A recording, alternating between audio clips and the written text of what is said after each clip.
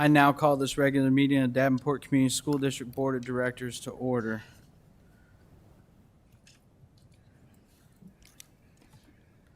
Would everybody please stand for the Pledge of Allegiance? Director Potts, you want to lead us again? I pledge allegiance to the flag of the United States of America and to the republic for which it stands, one nation, under God, indivisible, with liberty and justice for all.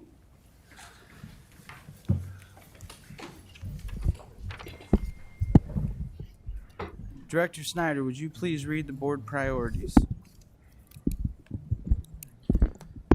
The Davenport School Board establishes the following priorities to ensure the academic success of all students.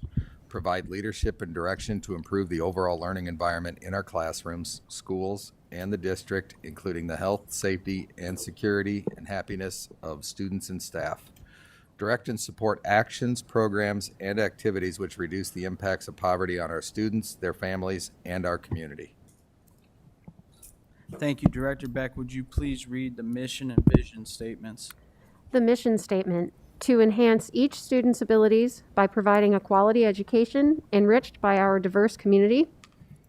And the vision statement is education that challenges conventional thinking, prepares all students to compete in a global society, and inspires our students, parents, staff, and community to answer the question, what if?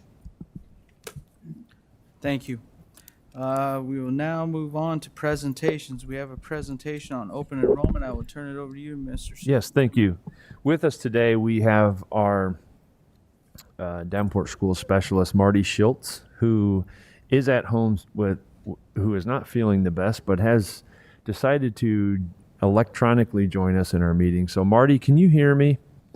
And TJ. Oh, thank you very much. Me? Yes, Yep. And so Marty has a short presentation for us. Basically, we're going to describe, where we were with open enrollment, what are the changes to the new laws, and what does that data look like for us as of today. So, Marty, if you would go ahead and take over the presentation. I believe, Brenda, you have the presentation there. Joe's got it. Thank you. Okay.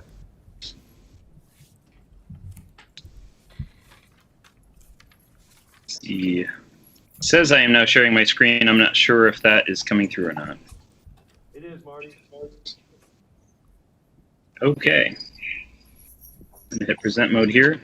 I want to say thanks to the directors for having me this evening, and I apologize for not being there in person. Like TJ said, I am recuperating from what I'm sure is a perfectly normal cold after my kindergartner started school 3 weeks ago. So here's a quick update about open enrollment. Just to let you know, I don't consider myself, the biggest of experts on this. TJ asked me to kind of oversee this process in the spring when Corey Guy moved into a different position. And so I've prepared this for you to the best of my ability, and I'm happy to seek out other answers if you have more questions. You may be aware that the law changed over the spring in late May with the passage of House Files 228 and 847 that brought changes to open enrollment. Prior to that, there were 5 districts in the state of Iowa that had voluntary diversity plans. Those were Davenport, Des Moines, Postville, Waterloo, and West Liberty. And by law, those plans were permitted because our school districts had a percentage of minority students that exceeded the percentage of minority students at the state level by at least 20 points. And within a school district, that could also govern transfer option requests between schools. If there was a school within a district, again, that had a minority population that exceeded the average minority population for that district by 20 points. So under that system, requests to open enroll would be denied if they led to a greater imbalance in the demographic balance of the district. So, for example, if there was a family who identified as being white and wanted to open enroll out, a family would have to open enroll in who listed from the same demographic group in order to sort of open up a seat for that family to open enroll out. So we had a lottery system in place. Again, this is before my time in this process, where any families who applied before the March 1st deadline would be put into a lottery. A random number generator would be used, and then those families would be allowed to open enroll out by choice. Prior to the passage of House File 228, 9 of the 70 students who applied to open enroll out, which would have gone into effect for this school year, 9 of those 70 applicants were granted. That was actually, there were only 7 slots open at that time, but the last person who was drawn had 2 siblings as well. So that family was able to have 3 students open and roll out.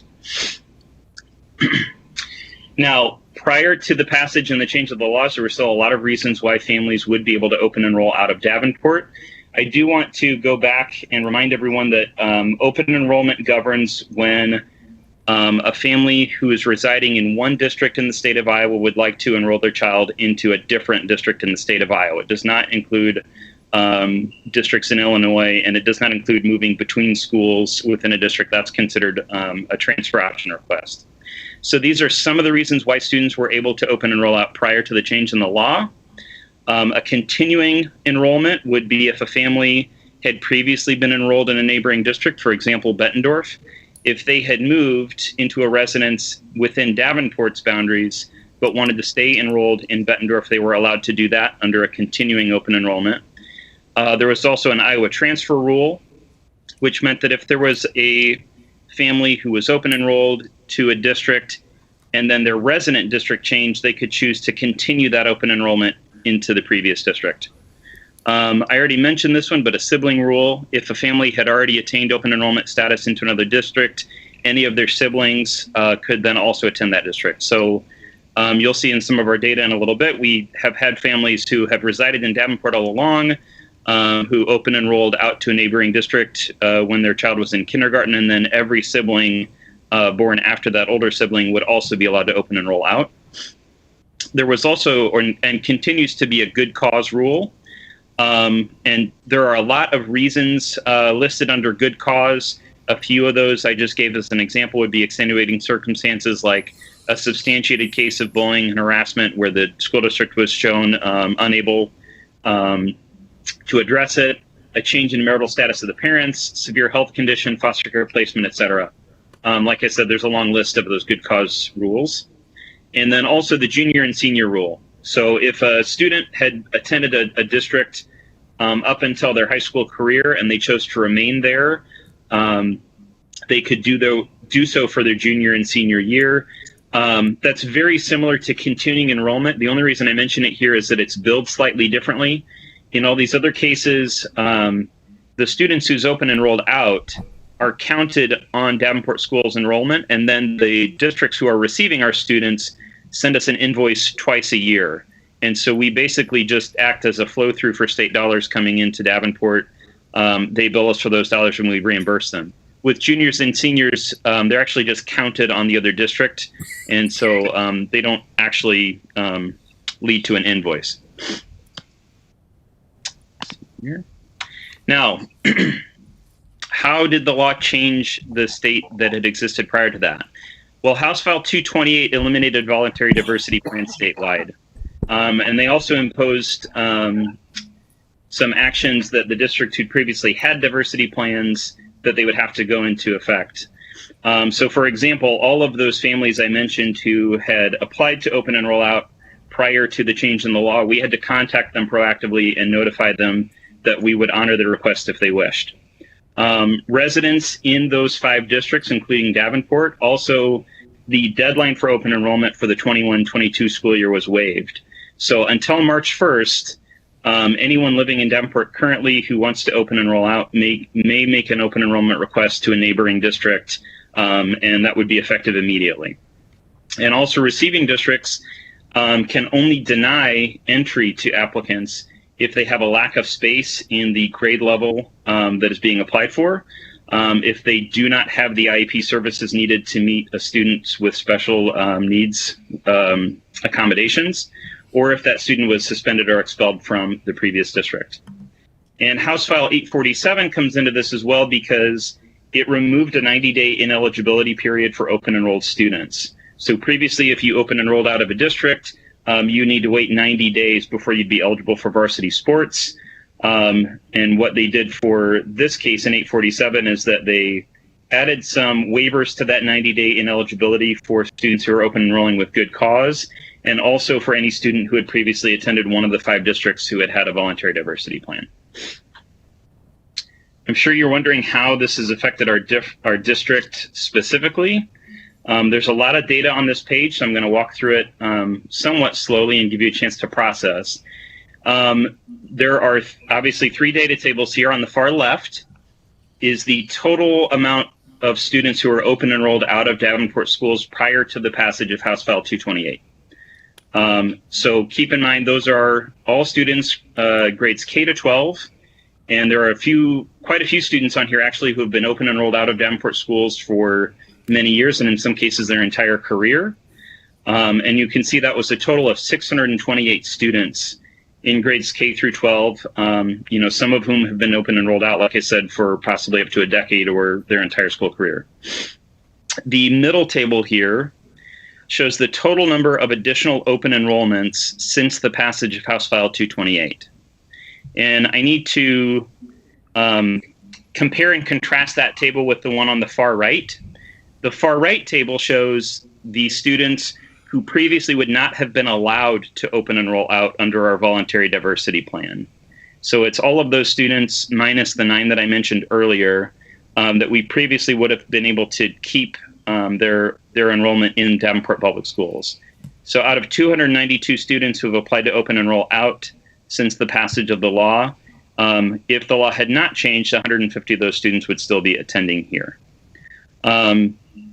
This is my last slide, and I'm going to turn it over for questioning. And I'm sure that you guys are aware, I don't handle the financial aspect of it, but just keep in mind that each one of these students, it's roughly $7,500, give or take, that those students, when they leave, they take that money with them out of the district. And so I will turn it over to questions and collaborate with TJ on this. Do any board members have questions? Director Beck. Thank you for the presentation. I have one question, and I'm not sure if you know the answer, but I remember in the past hearing about people who had enrolled out of the district but paid tuition to that district. Was that at all any part of this? How did that work? Yeah, so if a family had been denied, they could elect to pay tuition out to that other district, in which case they would not be listed on these numbers. These numbers are drawn from basically a giant spreadsheet that I inherited that lists all of the students who had applied to open enroll out of the district. And that means that we get an invoice for those students from one of these neighboring districts. They appear somewhere. So twice a year, we get invoices from all these districts. And then Kelsey Nyrink and I go through and we verify that we have those students on our list and that they are eligible to be billed by those districts. But you're right. There are families who elect when they are denied open enrollment that they just decide they're going to enroll and then they pay the tuition out of pocket as though it was a private school. And would those students' dollars still come to Davenport then? They would not, because they wouldn't be on our count. Okay. Thank you very much. Yep. Any other questions? Is this, I'm assuming this data is broken down by ethnicity as well, correct? So that's problematic, and here's why. When families apply to open enroll, they use a form that is generated by the state, and that form does not contain their ethnic data. It doesn't request it or ask for it. So, like I mentioned, there are a great number of families who have actually never set foot inside of a Davenport school, either because they're on a continuing enrollment from a previous district. And so we have that data for students who have previously attended Davenport.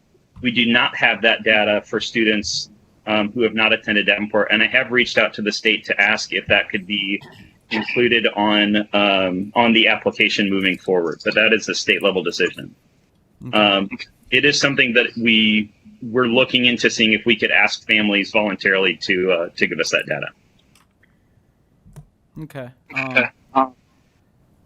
It's a lot of numbers I'm seeing open and rolling out, especially when the area superintendent said that they were pretty much at capacity and wouldn't be taking any students. So I just find that kind of funny that they've kind of went back on their word, but talk is cheap. Obviously, actions speak louder than words. Are there any other questions? Director Gosa, if I could, I would tell you, Bettendorf Schools has informed us that their middle school is full. They are not accepting any more middle school applications.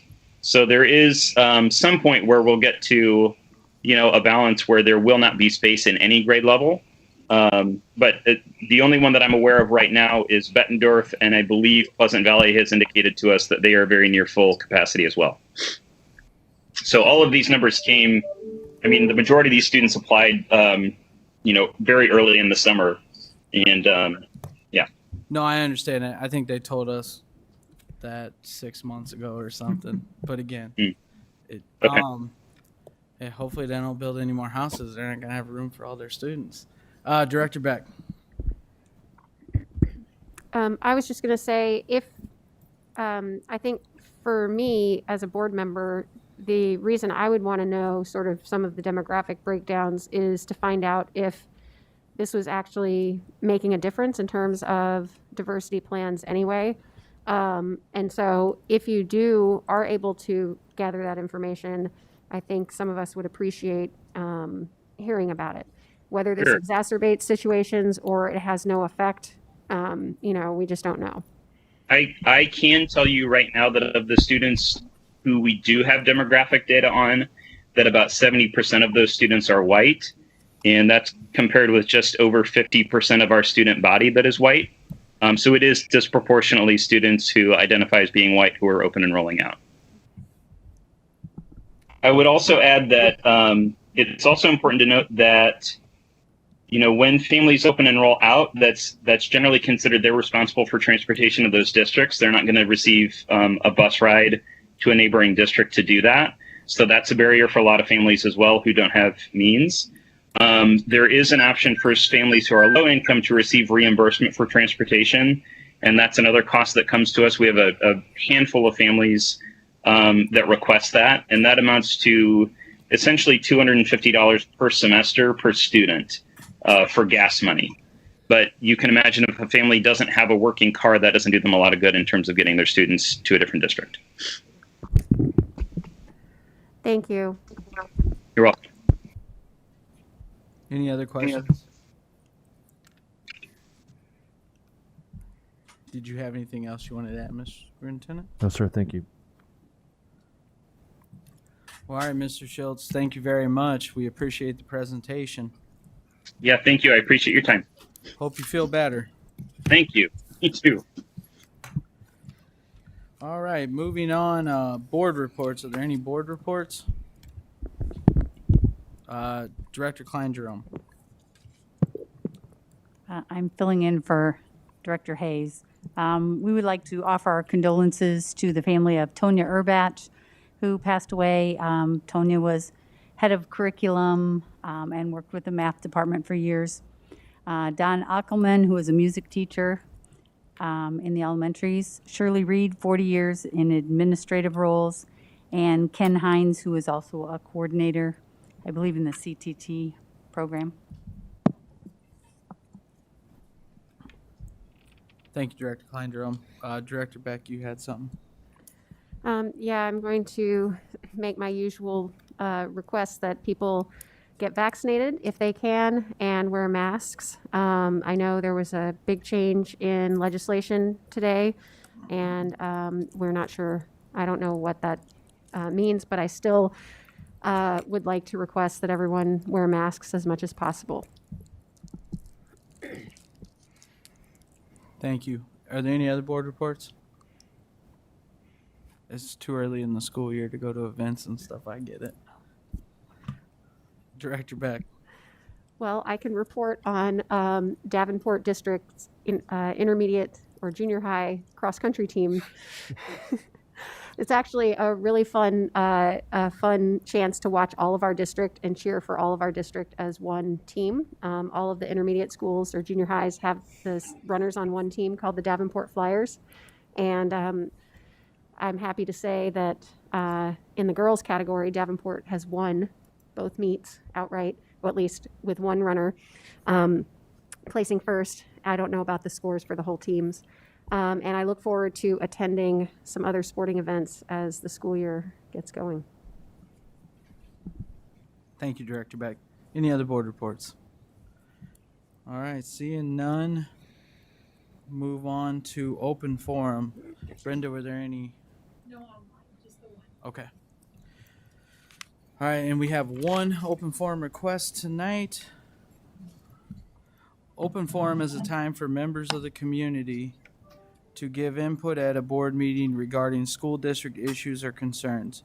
Individuals who want to speak, please fill out an open forum request and give it to the board secretary prior to open forum. The form is available in hard copy for in-person attendees or on the school board page of the district's website for those who want to participate virtually. Virtual participants must email their request to Brenda T. at tbren@davenportschools.org by 3 p.m. on the day of the board meeting. The board will not act on any issue presented during open forum if it was not published as an agenda item.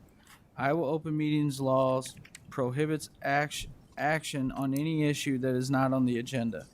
The president may set the amount of time allowed for individuals to speak. The board asks that no charges or complaints be made against individual employees of the district or community. Remarks that reflect negatively on the character or motives of any person will be called out of order. We have one tonight, Mr. John Keeley.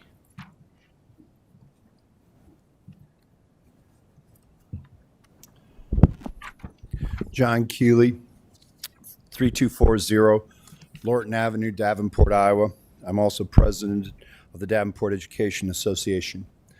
I am here on behalf of the members of the Davenport Education Association. In light of this afternoon's federal court ruling, I'm here to ask the board to reinstate the mask mandate for all Davenport Community School District staff and students, regardless of their vaccination status. The CDC and the American Academy of Pediatrics recommends the wearing of masks indoors in public to minimize protection from the Delta COVID-19 variant and possibly prevent spreading it to others in areas of that are substantial or of high transmission. Scott County is currently considered an area of high transmission, with cases in the Quad Cities amongst all population groups increasing drastically over the last few weeks. The majority of our students are still unvaccinated, including all of the under the age of 12 who remain ineligible to receive the vaccines, putting them at even greater risk for health complications. Masks are a proven effective method for reducing transmission of the COVID-19 virus. Mandating masks will help protect our most vulnerable students and staff from contracting the virus, thereby slowing the spread in our community. Masks may also prevent individuals from spreading other illnesses, in which will keep our students learning and in the classroom. The Davenport School Board's own priorities state that the board desires to improve the overall learning environment in our classroom, schools, and the district, including the health, safety, security, and happiness of students and staff. Vaccinations, masking, distancing, hand washing, and proper ventilation have proven to help slow the spread for students, families, educators, and communities. Please reinstate the mask mandate in our schools so our teachers, staff members, and students can all remain in the classroom where they belong. Thank you. And go Saints.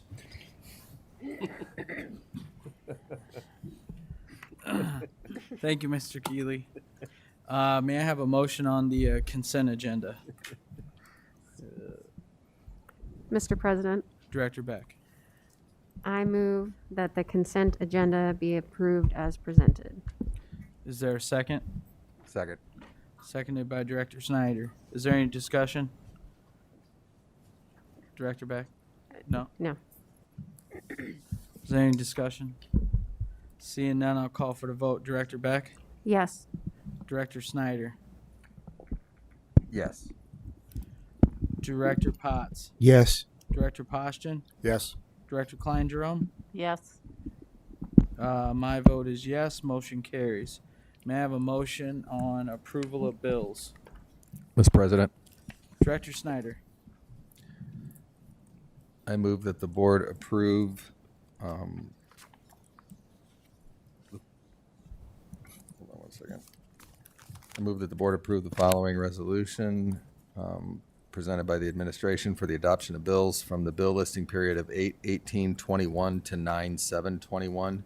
Whereas resolved, all claims presented to the board having been duly certified as correct by the treasurer, reviewed by the administration and board members, and they are hereby audited and allowed as just claims and warrants drawn on the treasury for several amounts. Further resolved, the payment of claims and salaries be approved as presented for the periods of 8/18/21 to 9/7/21. Thank you. Is there a second? Second. Seconded by Director Potts. Is there any discussion? Director Klein Jerome? Can I just ask a question about the bill summary? The tri-state travel, is that typical that we aren't using our contracted bus service that for long distance we're using tri-state?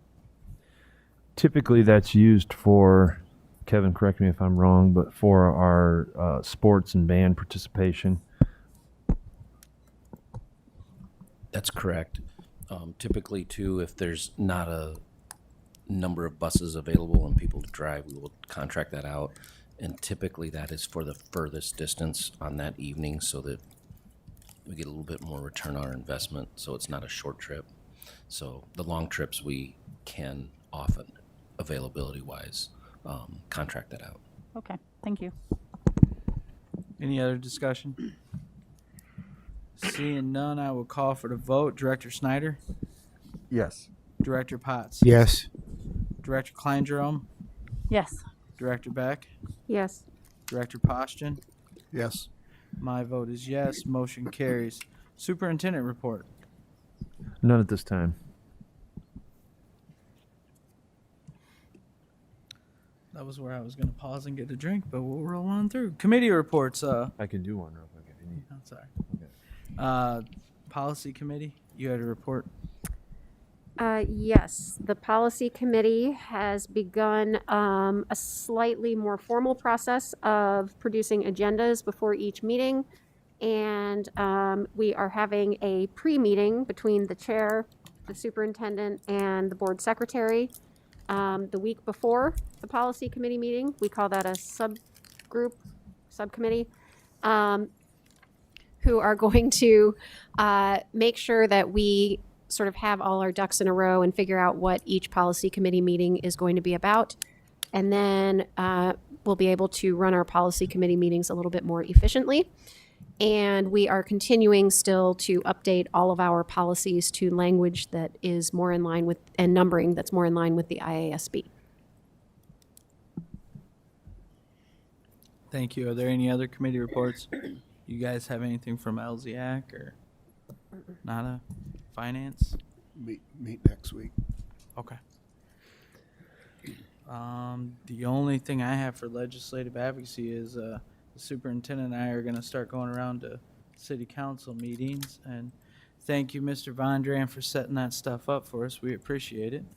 And start getting out so everyone knows who we are and start working with them. We go to Bluegrass next week. That's right. And we will be at the Bluegrass City Council meeting next week. Any other committee reports? Seeing none, I will move on to items requiring action.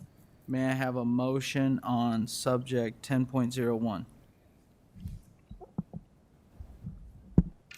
Mr. President, Director Snyder. I move that the board approve administration's recommendation of the administration regulations 103.2B, 103.2C, and 103.02C per school board policy 103.02. Thank you. Is there a second? Second. Seconded by Director Beck. Is there any discussion? Any discussion? Seeing none, I'll call for the vote. Director Snyder? Yes. Director Beck? Yes. Director Potts? Yes. Director Poston? Yes. Director Klein Jerome? Yes. My vote is yes. Motion carries. We will now move on to discussion items. First item up for discussion, building budgets. I will turn it over to the superintendent. Thank you, President Goza. One of our previous school board meetings, one of the board members did a board request about, sorry, Bruce. One of our board members did a board request about building budgets, allowable uses, things of that nature. And so Kevin did a study of other districts that look like us, and what he found was very interesting. And so I will ask that Kevin, would you mind presenting to us our building budgets, how we operate, what's in there, what isn't in there, and the direction that we're heading with our building budgets? Thank you very much, Kevin. Sure. So first of all, when TJ asked me to look into this, if you remember, we started the year last year when we had some financial troubles. And if Gary is listening, Gary Sinclair, there was a comment made about building budgets, and we reduced building budgets straight out and had a freeze. And the comments were made, there is no carryover. If you don't have the funds in the general fund as a whole, you don't have carryover funds. You can't give dollars that don't exist. So we're kind of in a situation where we're starting over. So when I was looking at other districts, ironically, Iowa City is the most like us. Very similar enrollment, very similar in how they allocate building budgets. So I was looking at the template we've used historically, and I was looking at how Iowa City did their template. They were very kind to share that with me. And we looked at how we're spending our dollars. The most important thing that we can do is have building budgets that spend our dollars as close to the students as possible. I know I've said that before, and it bears repeating. So we did a building allocation, and we have just over $1 million, and I put that up there just to get the questions starting. That we allocate it. It averages out to over $78 a pupil. Iowa City's about $69, $69 per pupil. So we are above what Iowa City does currently. There's always small nuances on what is expected to be paid out of those funds and what isn't. We give the building administration the authority to spend it the way they see fit, as close to the students, but we've given them some guidance so that the things that you see up there are the most important. It's not the entire list, but it's the most important items that they need to allocate for their building allocation. So the other part of this that you don't see up there, and it bears a conversation too, is our fine arts budget. We choose, and to me it's appropriate, we choose to pull out our fine arts budget from our buildings for various reasons. One of them is Steve Schwegler, for example. He does a really good job of keeping track of our band instruments. If there's a need for set of band instruments at one building, and he knows they're not being used in another building, he is going to move them from building to building, because they're not that building's equipment, it's the district equipment, so that we're utilizing the resources we have currently as efficiently as possible. There's some big ticket items like marching band uniforms. There's several different categories where there's a lot of cost in your middle school and high school, and we pulled that out so that we can do that as a program. This way, the principals can focus on spending the dollars for the kids as close as possible. I always say library books is towards the top because everyone always asks, how are we getting library books? They need to allocate a certain amount for their buildings so that they can choose the books that they need for their media centers. We had a conversation indirectly with the principals. I think that was communicated to them about what they should be spending. I know historically there's been trying to save the funds to do large purchases, for example, playground equipment. Playground equipment is one of those things that I look at Josh and say, that is a PEPAL fund expenditure. We don't want to take away funds that should be here with students to a playground that we have other sources of funds that we can use for that purpose.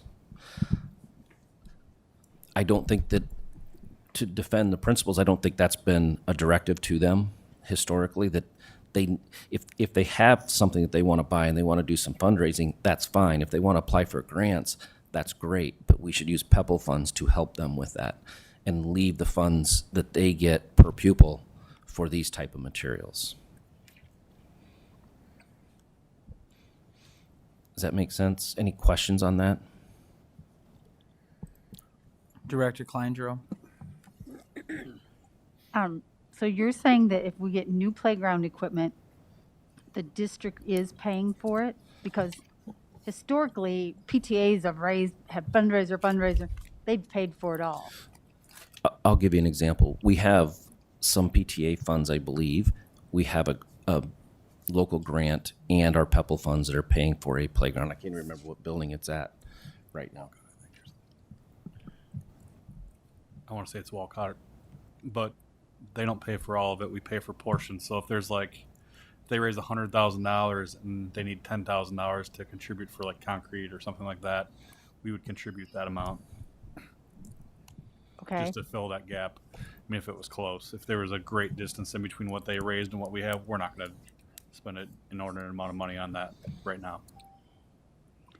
The fine arts. So if Central High needs new band uniforms, is that being paid for out of the district's money? Or again, are parent groups raising money and selling fruit and things like that in order to pay for those uniforms? It's district money. We have a separate allocation that we do for fine arts that Rob used to do that, but we set this up before he even left about where we're going to spend those dollars, and that was communicated May, I believe, to what they're going to do. The fundraising things are more for their trips, those extra expenses for longer trips, but there's a rotation for the items they need that we look at ahead to schedule those type of large purchases. One of the reoccurring themes with your question is, what's the district standard? What's the bar? So the board took a step to saying, this is our bar in fine arts. This is the budget. If you guys remember voting on that last May, I think it's May, what Kevin had just said. So this is our bar. If a group or an organization wants to go above and beyond what the bar is, then that's when you do a bake sale, or the PTA will come in and jump in. So right now we are going through many of our sections of our budget, finding out and really establishing the bar. What is it that the district should pay for using PEPAL, using SAVE, all these kinds, and put it on a rotation, and this is our bar. This is our standard in Davenport. That's going to be a really important part of our long-range facility plan as well as we move through that. Now, above and beyond that, what should a building or not be raising funds for? And that's going to be a critical conversation as we move forward. Because if it's our standard and it's our bar that we pay for this, then that will make our general fund dollars that go to our building budgets go much farther in the future. And it'll really help our buildings laser-like focus, spending those dollars, maximizing those dollars in our buildings. And I think that's, I believe you were the one that put the board request in for the building budgets, Karen, I believe. And that's the root of that question, because I think a lot of our buildings want to go above and beyond on some of these things that there should be a district bar for. So that's the direction that we're heading. So this cycle, is this new then? Brand new. And I wouldn't even say it's developed. It's still in its conceptual phase. So as we move forward, here's the district standard.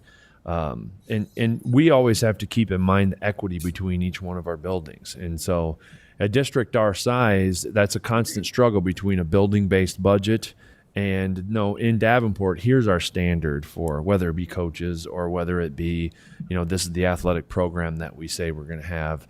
And so that's a constant struggle that we have. And as we move forward, it's really important to say this is our standard and continue to develop that. And establishing building budgets and establishing items that are really appropriate inside of our building budgets will ensure that we are being equitable and that we are having a district standard. We have some room to grow in that area. I think it's good. Now everybody knows what money can be used for what in the cycle. I think that's a really plus. We have a long way to go in that, but Karen, I think that's a good point. I think the principals have done a really good job trying to advocate for their students. It's a matter of putting the budget with it so that you best utilize the sources of funds that you have.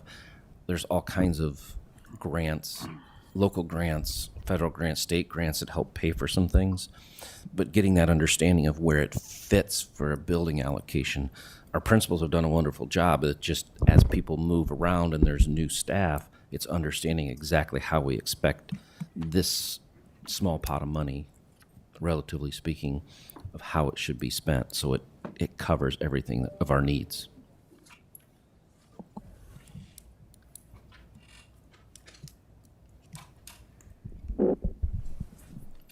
Director Beck? Along those lines, I understand that, or I want to make sure I understand that building principals have some discretion in that, let's say we have a building where there's a larger number of students who, don't have school supplies, standard things like pencils and whatnot, versus other schools where kids have plenty of that, but, they need more library books or something like that. So principals have the ability to make those discretionary changes, right? We're not trying to make this constant at that level. You're correct. Yes. Okay. Because we want to make sure that at least I personally would like to make sure that we fit the needs to the school, knowing that some schools need X and others need Y. And each school has sort of their own traditions as well and activities that they do that may cost a small amount of money, whether it be a certain type of celebration or a special lunch or, something like that. Absolutely, as long as it fits the proper use of general fund dollars. That's the only caveat I would add. The library books are one of those things. Every library is probably at a different level. Mm-hmm. And if they need to put a little more dollars into a certain series that fits their curriculum, mm-hmm. they should do that. If others do not need that, they might have something else that they want to do. They need to make that decision on how it best fits their building. I agree. Director Poston? I had a chance to visit with Kevin and, ahead of the meeting to get some of my questions answered. But when I made building visits last spring and winter, I know there were principals that were upset because of money being taken away. Now, Kevin will argue with me that money was not there to be taken away, but that's not the way the principals look at it. So I just want to make sure that we communicate, and I think you're still trying to decide what kind of carryover there would be. What bothers me with no carryover, it's typical government again, spend it or lose it. And so I think there should be some sort of carryover. It gives the principals a little bit more leeway so that they can adjust from year to year. But we also need to make it clear, where these funds need to be spent. Or if they're unsure, they need to make a call to Josh at operations and say, hey, we need this at the building. Does this qualify coming from the district? Yeah, we've started those conversations on what an appropriate carryover is. I agree with you, Kent, that we don't want to have a spend it or lose it, but we do need some modesty as far as we need to spend it on the kids today. They should have some leeway so they don't have to feel like they're spending the last dollar and spending the time and the effort to do that when they don't necessarily have an exact purpose for it. They need to have a purpose for it so they can put it exactly where it needs. And we do need to give them some carry forward to a degree. There have been some historically that had 100% carryover. That's over many, many years. That should be put to the kids now, not 5 years from now or 3 years from now. And I think they can get help from their ILDs on this. That would be something that they could coordinate with the buildings that they cover. Absolutely. Any other questions? The only thing I'll say, I'm glad you guys are putting something in place to set the district standard. I think that's good. Then every building knows where they're at. And also at the same time, every building principal knows where they're at and what they got. And then hopefully that eliminates, because obviously each one of them is going to politic for their building because they're going to want to get that stuff done. And that'll hopefully eliminate trying to politic board members to push their stuff, as well as, administrators and things like that. So, everybody knows this is the slice of the pie you get, what you do with it in your building. So that I'm glad we're moving in that direction. Any other discussion on this? If you got anything you wanted to add? All right, we will move on to data cycle review. One of the first things that we asked Dr. Lisa Stevenson to put together with the learning results teams was a cyclical review process for how we look at data in the district. And so she has met with her team, reviewed the Davenport plan to make sure that we were in line. And today we're bringing forth a review pattern that has the board reviewing data on a regular cadence. I love the word cadence because it's very similar to the finance committee. It's something that we can recognize a pattern. We know when it's coming, and that's exactly what we need to get ourselves in the habit of. And so, Dr. Stevenson, if you wouldn't mind walking us through the document that you've prepared for us. We are asking for feedback from the school board. Also, we've had board requests on what about this type of data and what about this type of data. And so having our learning and results department review, when is it appropriate to look at this data? Because one of the last things that we want to do is gather data just to gather it. We want to make sure it's in an appropriate time and inside of our cycle. And so, Lisa, if you wouldn't mind kind of walking us through what we have, and we're really looking for feedback from the board tonight in order to move forward. Thank you. Go ahead, Lisa. Thank you. And thank you, Brenda, for putting the display up there for everyone to see. This is a draft that we wanted to present to you to get some feedback to make sure this meets the board's needs in terms of staying informed throughout the school year. About the many pieces of data that we collect to help inform how we utilize our resources and what the needs of our staff are. So if you'll see up there, the first tab that you're looking at is the Master Committee of the Whole plan. So looking across the top, we hope to start this on October 4th and then proceed every month after that to use the COW format for groups to come here and present data to you. And you'll see there on the gray on the left side, that is a collection of many things. Many of them are state or federal assessments that we're required to give as a local school district. And they inform a lot of the categorical funds that Kevin helps myself and others manage, like at-risk funds, preschool funds, ELL funds, etc., gifted and talented. And you as board members make decisions around those budgets and funds all year long. So we want you to be able to know what's happening in those programs and how we're doing.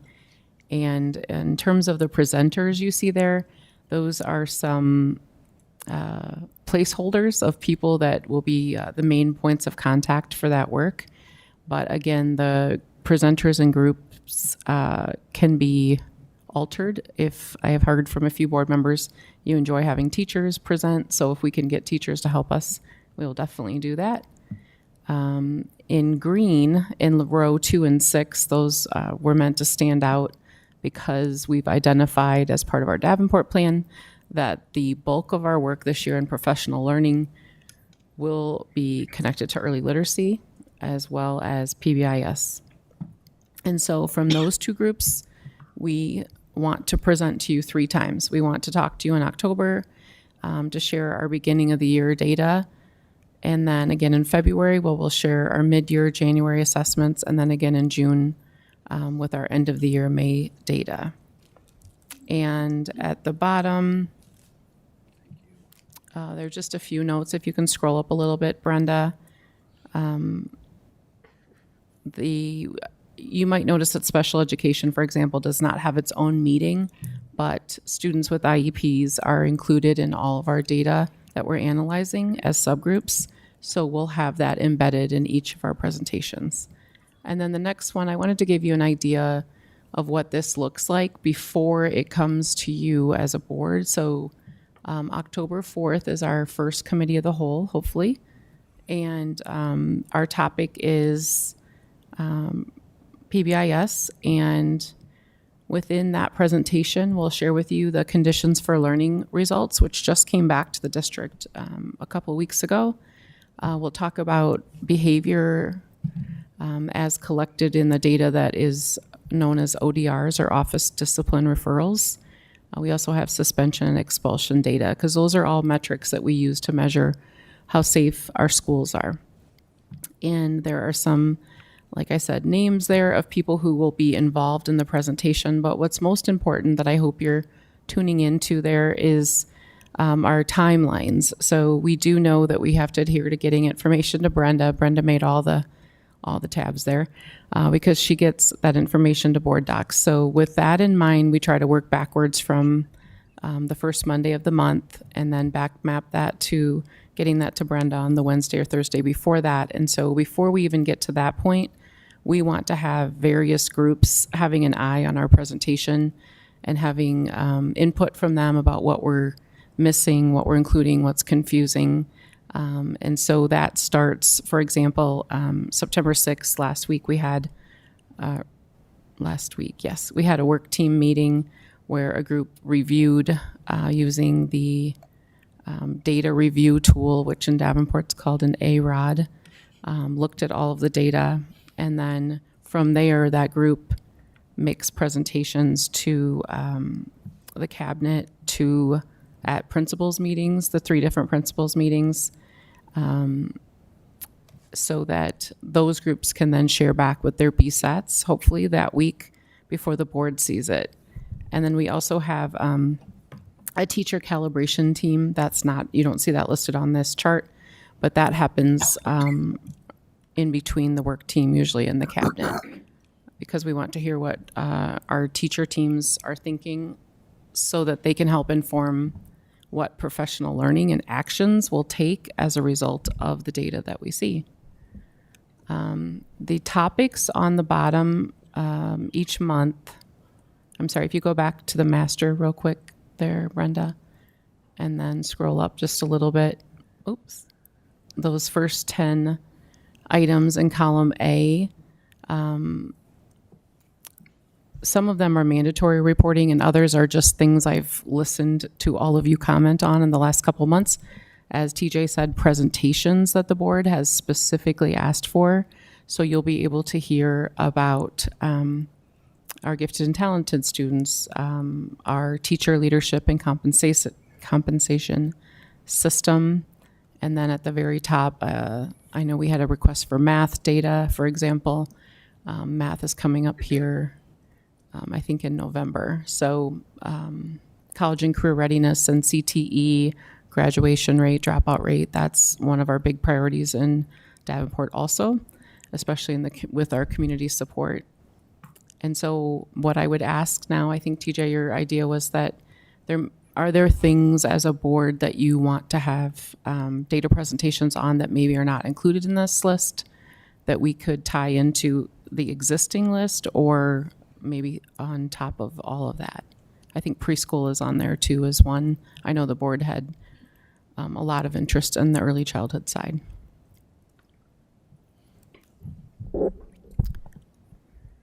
We also plan to have a common slideshow template so that every time we get in front of you with different groups, it'll be a similar look for you, so you can see what our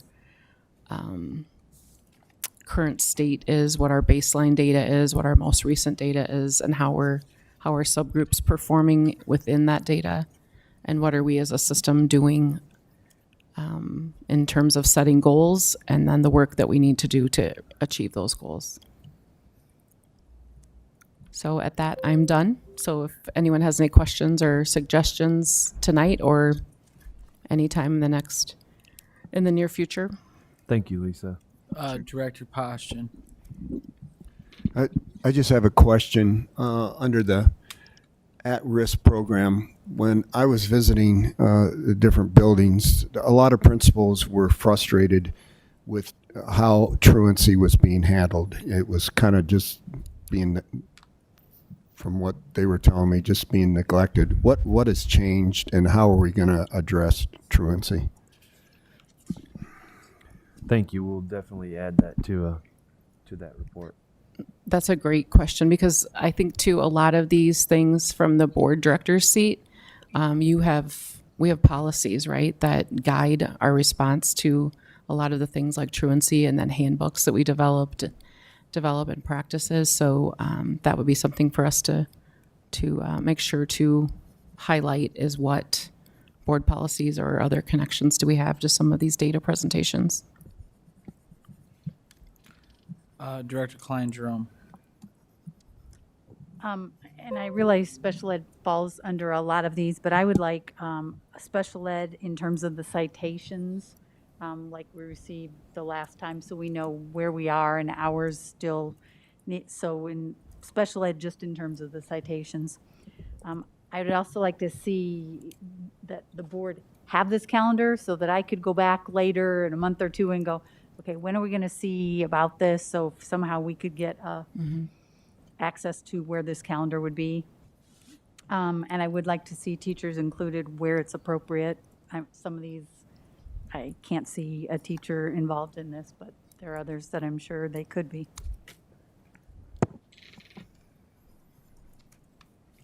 Director Beck. Yeah, I appreciate this table. I am with Director Klein-Jerome that just this sort of layout of when we're going to hear about different things would be super helpful to have access to, because then when you're thinking, oh, I haven't heard about this in a while, I wonder when it's going to come up, it gives you an idea. And also, I do agree that it would be helpful for those that it's possible to have is a teacher to talk about sort of how they're gathering the data, how the process has been going. And it doesn't have to be every time, but I think, we want to make sure that we're not overburdening our teachers with all of our work as well. So for me, that would be something helpful. But again, I don't want to burden the teachers with having to come to extra meetings either. And so, of course, it's only, if it's a possibility. But I really like this layout, and I like the planning, and I think it's a great way to get us on a cycle of regular review. So thank you. Any other questions from this side of the room? I don't want you two to feel left out. I had one other thing I would like input on too. When we presented on August 2nd, the early literacy plan, one of the promises that we made to you was that we would set up opportunities to showcase the work and the materials that you're approving for us to purchase.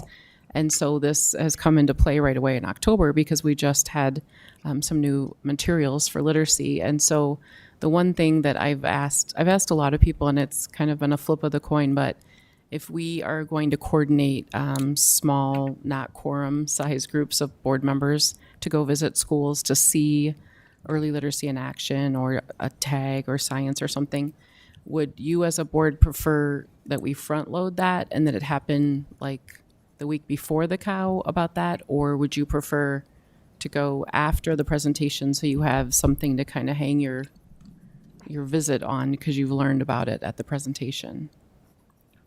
So myself personally, I guess I would like it before, but then after, so then we can Okay. bring that to the conversation.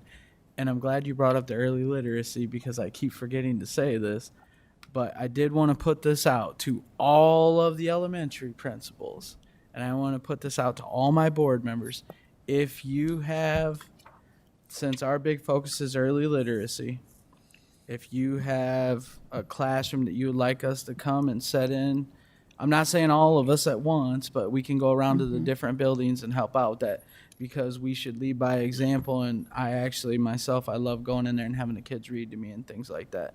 So I have publicly put that out there for all of the building elementary principals to let us put our money where our mouth is. If you want us to come with the class, get with Brenda, and she can schedule something for board members. Because we preached and preach early literacy, so we got to take action ourselves. So I appreciate you reminding me on that. You're welcome. And I think maybe because we have to have small groups of you, maybe we could have an option. We have a group that visits before the presentation and a group, we could put those two options I out think there it and would you- be good to put together a plan and present that to the plan. school board. So I think that's something we definitely can do moving forward. So that's a great idea to get our board involved. And they have said that they would like to do that in the past. So I think that would be good to put together a formal presentation for them. That's a wonderful idea. Thank you, Lisa. Also, I will say the agenda committee, we did leave a placeholder for the data reviews for every committee of the whole, whatever that review is going to be. There is a placeholder for every committee of the whole for this. Is there any other questions or comments? Again, I'll say I appreciate the presentation. I like the format. Thank God we're not dealing with Gantt charts anymore, nothing like that.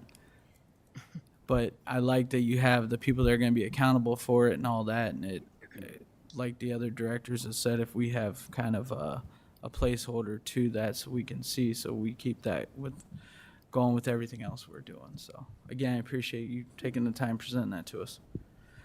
With that, we will move on to purchase trucks for maintenance.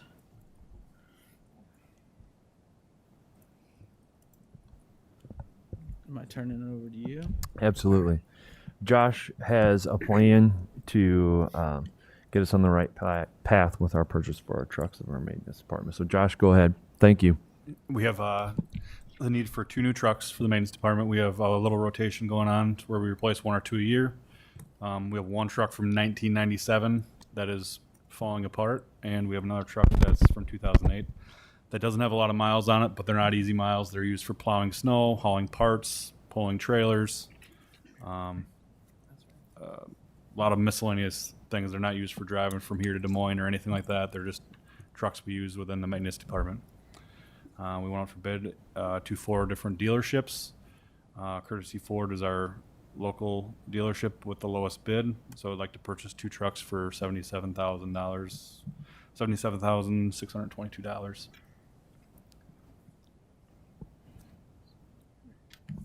Any questions? These trucks will have plows and everything like that, right? Yep, they'll have plows on them. They're all quoted the same. They have the same plows put on the front of them. We do a lot of our own snow plowing, not at all the buildings, but the majority of our buildings every winter. Director Beck.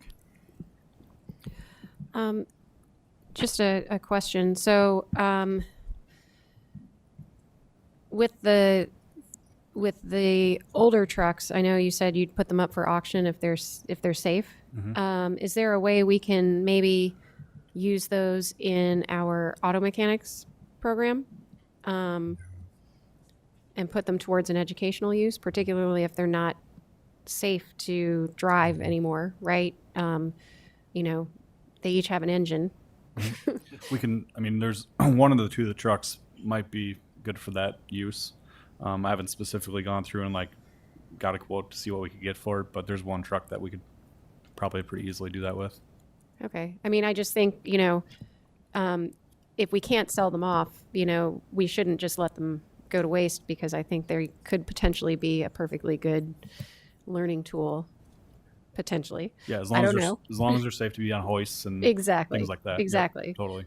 Exactly. And then, so I appreciate that you went to all of the different dealerships and looked at quotes there. And so each one is going to come with the quotes you've gotten. Basically, each one comes with the same type of equipment. Yep. And so we're just comparing prices, really apples to apples with prices. They're given a specific model of a truck and use that model. There's either like type A, type B. It's really specific. We tell them what model that is, and they give us a quote based on that. Okay. Thank you. Director Klein-Jerome. I'd just like to say thank you for going forward. And the other thing is, so the 2008 is in worse shape than the 2002 that has more miles? No. Well, yeah, we look at, yeah, you're right. We look at the vehicles based on their usage and things they've done in the past and what kind of condition they're in. I mean, it really depends on what they're used for more often. For some reason, that truck's just in a little bit rougher shape than the older one. So. Okay.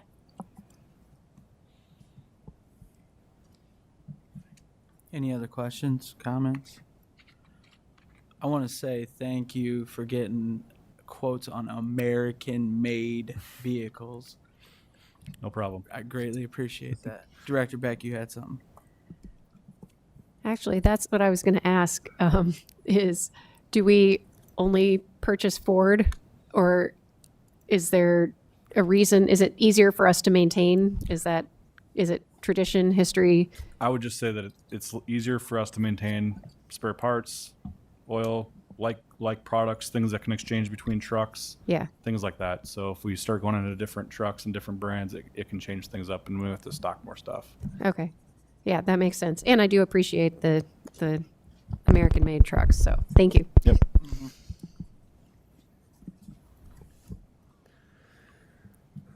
Any other questions? If you got diesels, they would probably go 600,000 miles. I'm just saying. They probably last 50 years with those miles we put on them.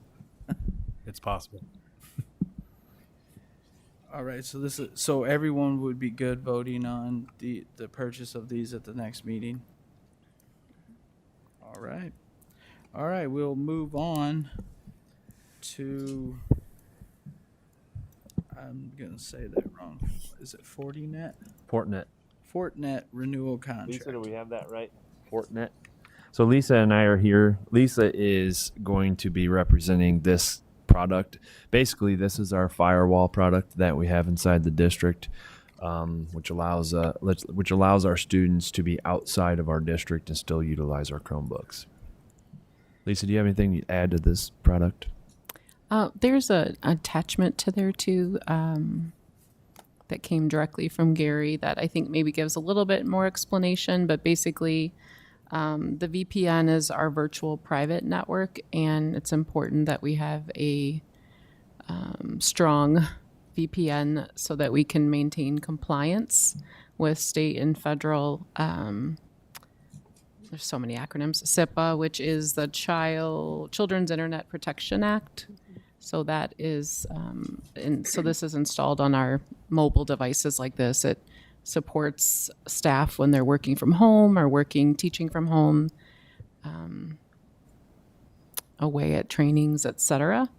And after talking with Gary, he was saying that, this is really, the cyber defense conversation is becoming bigger and bigger. And so he's confident and within this industry that this was the right product that we should be continuing to use.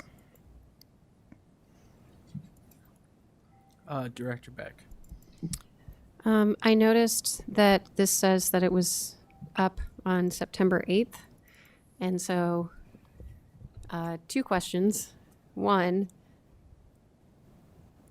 are we in a 5-day no man's land right now? And 2, shouldn't we have been able to vote on this prior to that date? And I would request that we do that in the future. Thank you for the feedback. And yes, if it is up on September 8th, it should have been taken care of before then. And we need to make sure that we're doing that in the future. Thank you. And Lisa, I would assume that the product that we have is on a continuing contract until we approve. Right. So yes, it says it's renewable. And so in my experience, whenever we're working with companies like this, they understand that different districts have different board meeting times and dates. And so they don't cut us off, so to speak, while we're waiting for a board approval. Director Poston. Do we ever look at different companies on this, or is it because of the rollover from year to year? Is that hard to do? It is difficult to change softwares like that. I do not know what kind of replacement cycle we are where we go out for bid, but that would be another good clarifying question I could get the board an answer to. Thank you. That's a great question. And I know, TJ, you had mentioned, I think the AEA, or someone at least from the AEA, was supporting us with our cyber defense audit. So that's probably a heavy word for it, but kind of making sure we have the right things that we need, what we're doing well, what we're not doing well. And so this was part of the conversation. I don't know, Director Poston, if that means there's a less expensive product out there, but I know this at least was the most secure product that we could choose. Are there any other questions? I'm assuming this will be on to vote for the next meeting. Is there any other information that you all would need to feel comfortable voting on it? All right, thank you. Next item is the tag contract. So when the district, I would like to remind the school board that in our major budget cuts from several years ago, one of the things that the school board urged administration to do was to outsource, to look for places where outsourcing would be possible. And we essentially eliminated our communications department and outsourced that with Tag Communications. I will have to say, in that time frame, we have really began to control the narrative of our district. We began telling our story, and an accurate story, and we've began to develop strong relationships with our media partners, and that is through the utilization of Tag. And so this contract is up. There is no financial change to the contract, and there are no change in contractual language. I would say the one main difference is that the Tag really represents the district, whereas in the past that it might have been more focused on less board activities and more directed toward school activities. So this contract is up for your discussion and questions to be voted upon the next regular business meeting.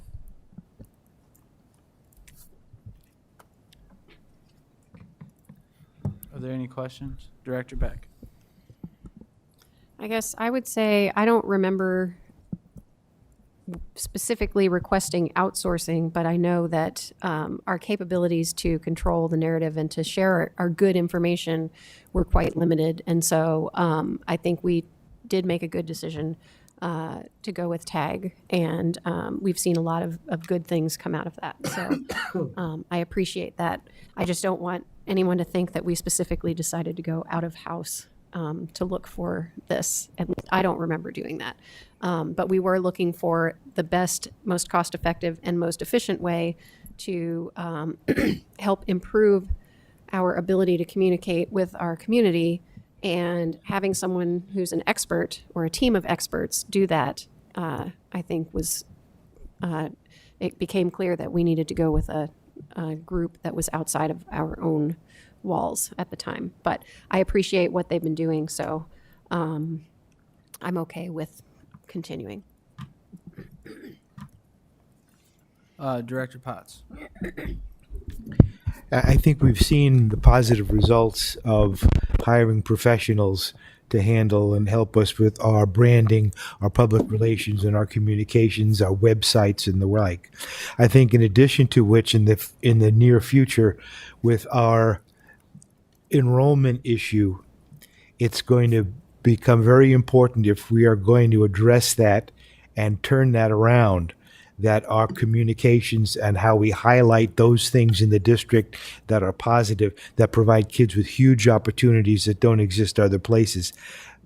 Our communications arm is going to be, it's a cliche, but the tip of the spear in communicating that, so that we can reduce this migration. Because if we can't, we're going to be on a continuing downward spiral financially. And conversations about building budgets and carryovers are going to be like, okay, you're building budgets $3.80. Good luck. Thank you.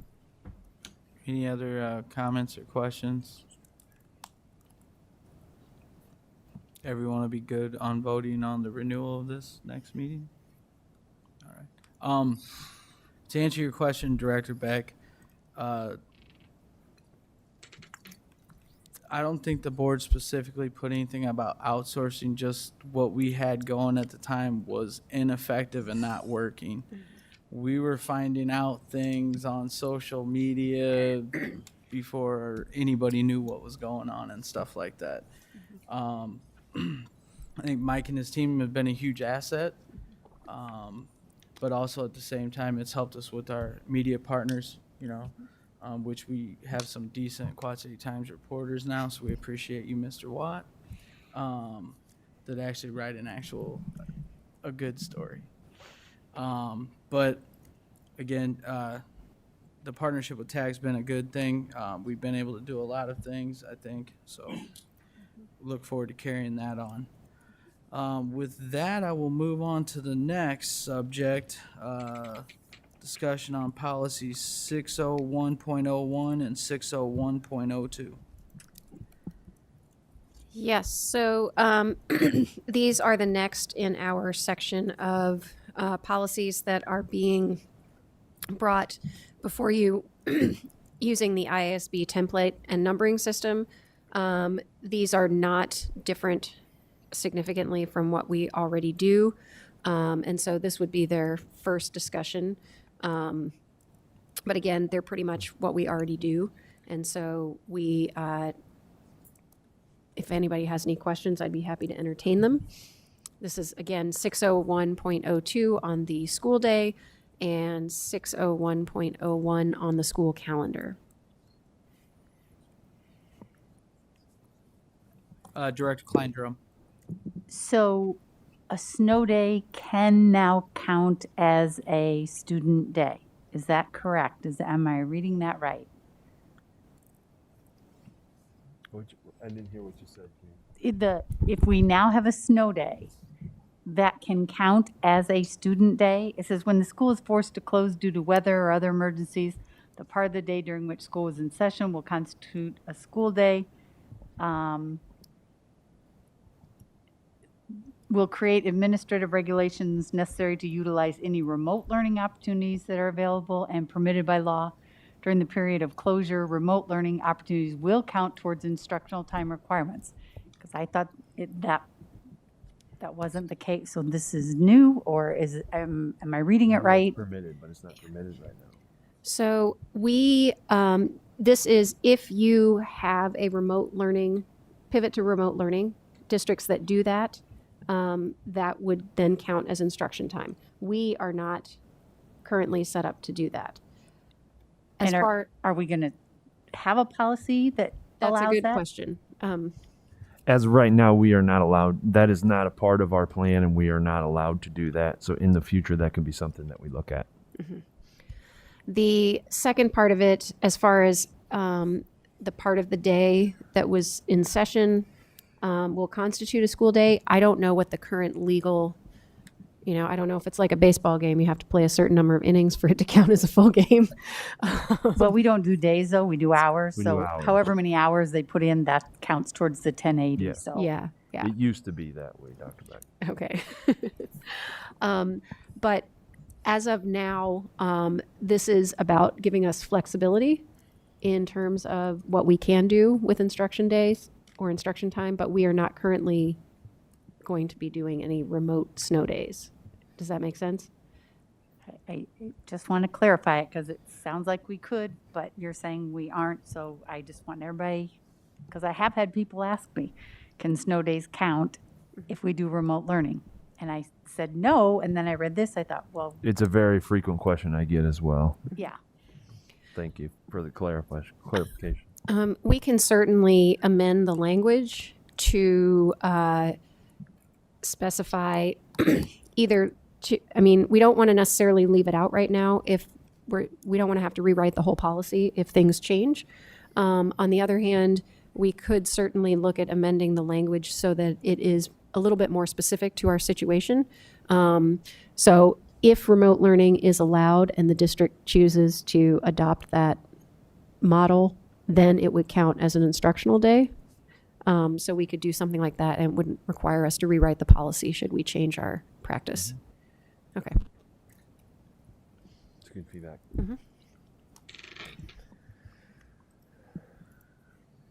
Anything else? For clarification, if you're talking about rewriting this, then it would come back again for discussion if you rewrite it. It's already going to come back for discussion again. So Well, yeah, but I'm saying it would have to go back for the first reading. So, it depends on how much is rewritten, really. So if it's just a sentence because or what we two, did was a sample from the ISB, right? correct. So I'm good with just leaving it how it is. okay, we can if we change it substantially, we'll bring it back for first discussion. If it's just a sentence or something or adding a phrase, we'll continue on this cycle.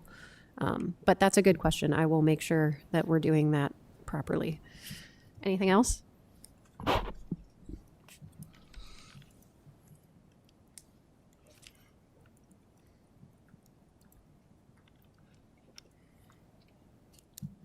Okay. All right, so now we will move on to subject 11.07, policy 600, options 1 and 2 for discussion. I will turn it over to Director Beck, Chair of the Policy Committee.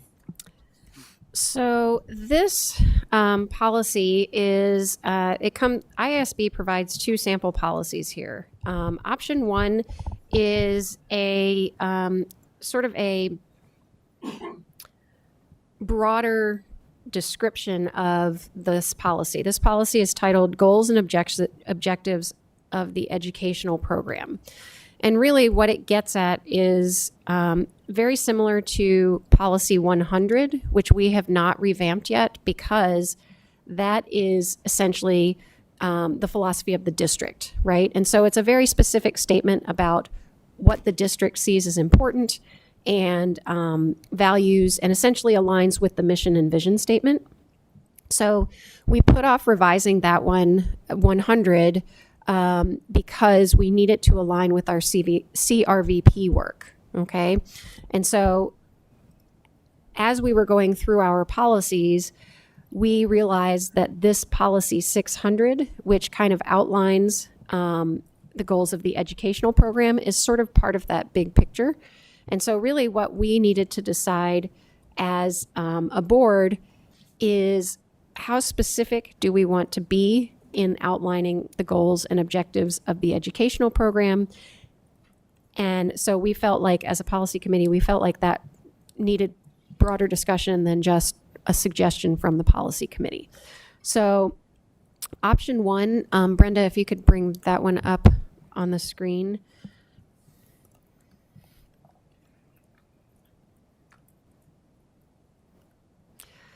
Option 1 is kind of lengthy. It includes language that is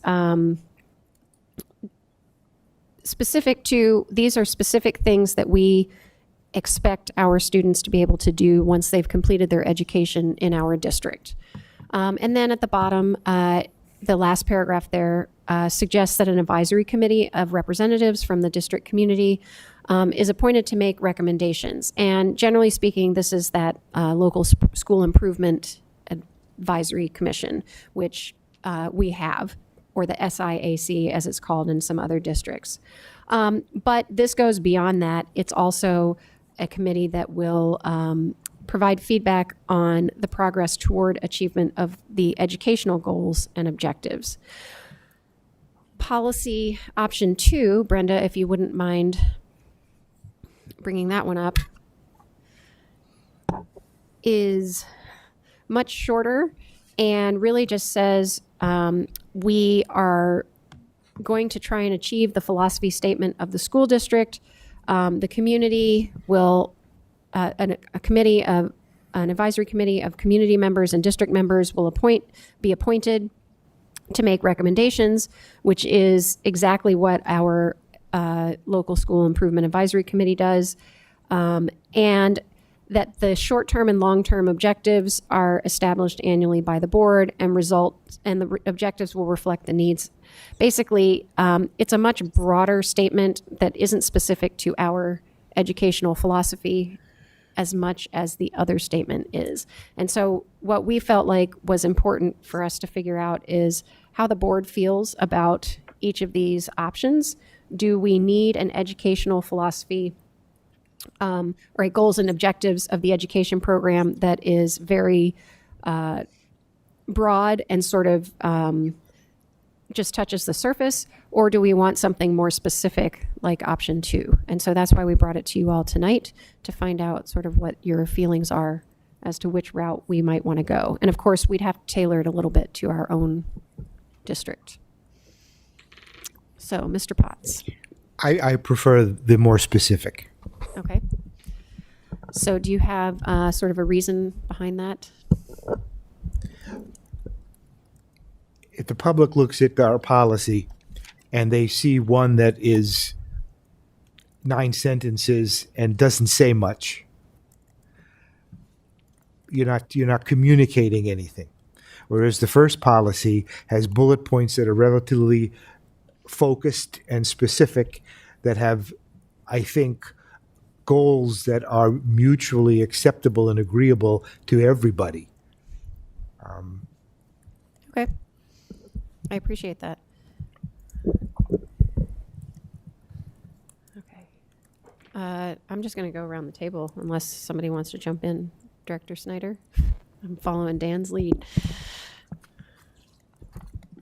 I agree with Bruce that a little more definitive in this case, I think is worth it. Normally, I would say a broader policy, but I kind of like the definitive nature of this. Okay. Director Gosa? I as well agree with Director Potts. Okay. And do you think you have reasons why, or just? I think it looks a lot more polished, and I don't really like them just basic and plain Jane. All right. Director Klein-Jerome?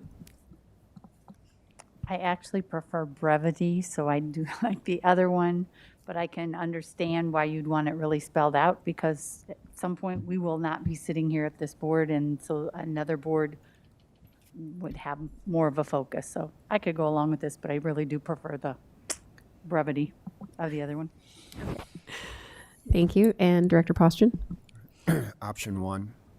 I don't think option 2 tells us anything. Okay. So the more specific one with the bullet points, correct? Okay. I think I presented them backwards, but you get the idea. Superintendent Schneckloth, do you want to weigh in?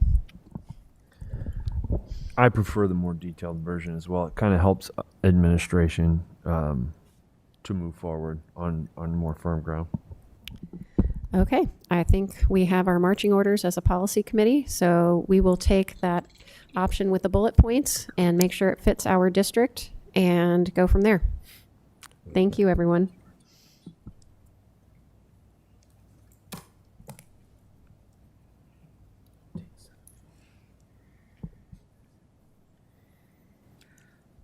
All right. We're on to board requests. Right now I have one. Are there any other board requests?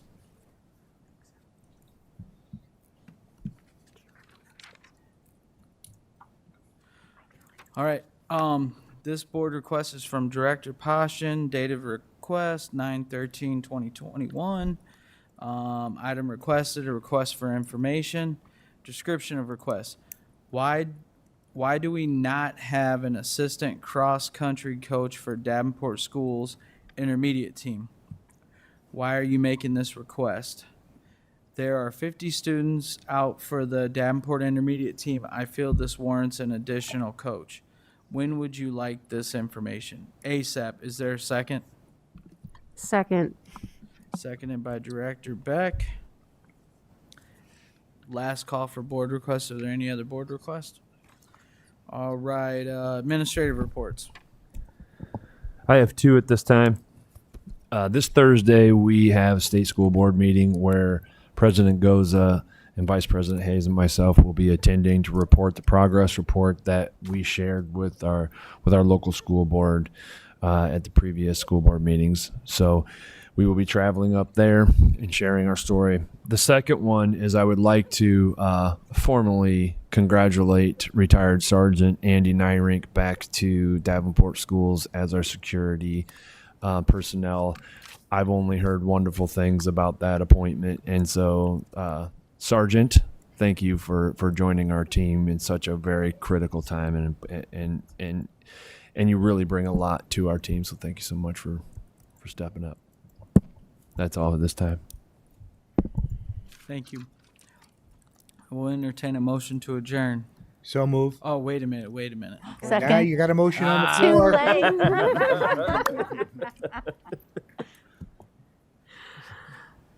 All right, you got me.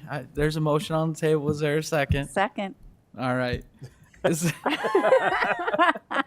there any discussion? All those in favor say aye. Aye. Aye. All right, meeting adjourned. That's 2 times in a row they got you. Smooth, Bruce. Smooth. You looked right at me. I said so move.